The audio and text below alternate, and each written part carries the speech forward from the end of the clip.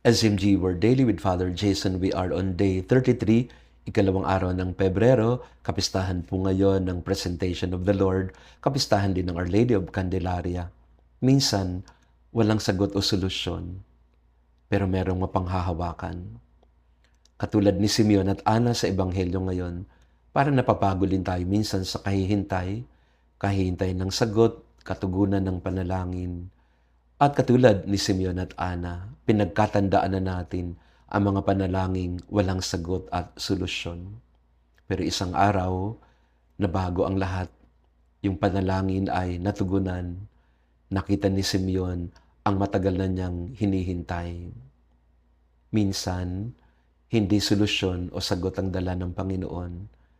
Ang hatid niya ay isang sanggol na walang kapangyarihan o walang lakas, pero mahahawakan mo.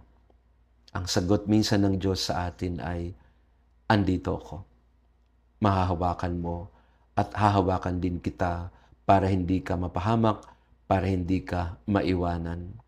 Kung kailan nagtapos ang paglalakbay ni Simeon at Ana, doon naman nagsimula ang paglalakbay ni Maria. Sinabihan siya, maghanda ka, yung puso mo, maraming sugat yan na darating. May balaraw na tatarak sa iyong puso.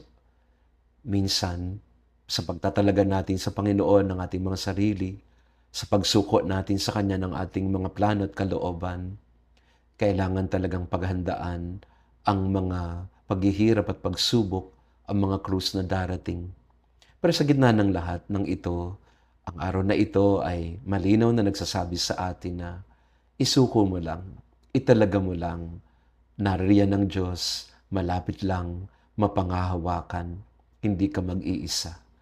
Sa araw na ito, ang liwanag ni Jesus, ang pinagkakaloob niya, hindi solusyon o sagot, ang sagot niya ay liwanag, mapangahawakan mo ito sa buhay mo.